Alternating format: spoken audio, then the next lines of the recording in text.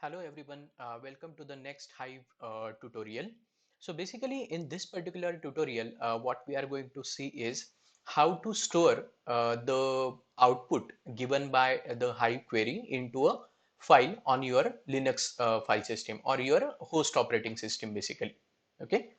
So basically if you have followed my last tutorial on how to execute the Hive queries from a HQL file, what we have did in that particular tutorial is we have wrote the sequence of Hive queries that we wanted to execute into the Hive terminal, and then we have executed that HQL file from the Linux terminal.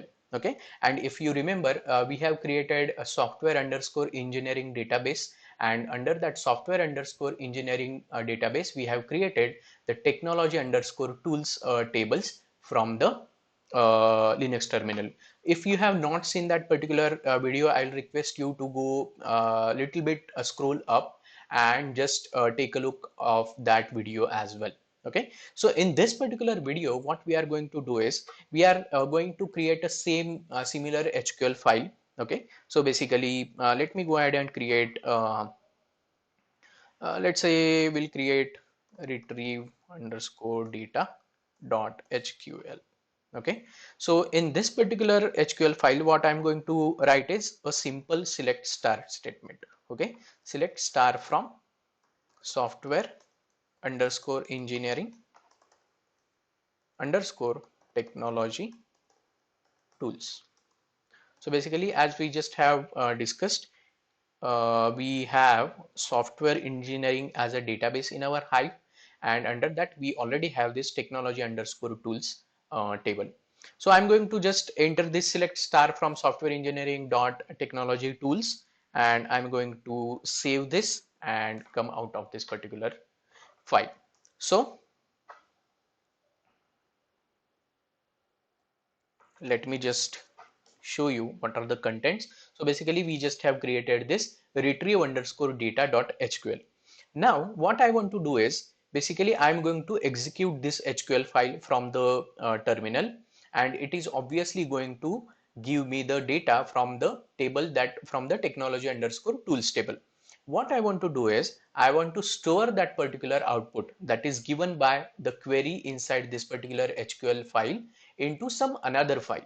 Okay, let's say hive output.csv file is the file that I want to create, and there I want to store the data that has been retrieved from the technology underscore tools table.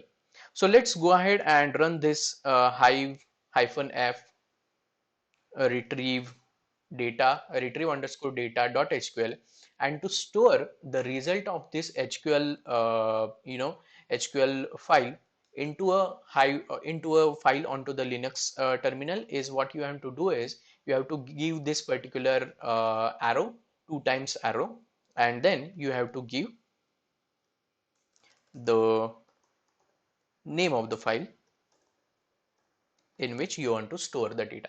So basically this particular command, Hive command, what it will do is it will execute the Hive queries that are present in this HQL file, and whatever output it has been given by this particular HQL file, it will store and or it will dump that particular output into a take underscore tools.csv file. Okay, so let's go ahead and run this particular Hive command, and let's see if it creates this take underscore tools.csv file for us. Okay, so it has started this particular execution, and it should, so ideally it should create this techtools.csv in the Linux terminal basically. Okay, and it will give you that okay, it has ended the execution of this particular command, and it has fetched 5 rows into this CSV file. So let's go ahead and see if it has created the files. So it has created this particular file, and if we just take a look, then it will display. So if you remember, we have 5 rows in the technology underscore tools table. So it has dumped all those 5 rows into this particular CSV file. Okay, now what is the advantage of this retrieving the data into CSV file is basically if you want to, let's say, make use of this particular data for some another purpose. Let's say you want to do some data visualization on the data that is present into the Hive, or some by taking it, obviously extracting that particular data into some CSV file, or you just wanted to take some sample data from a big Hive table into some CSV file and just do some kind of analysis by importing that data into a Excel file. So these kinds of activities become very easy when you have this kind of facility that is being provided by Hive.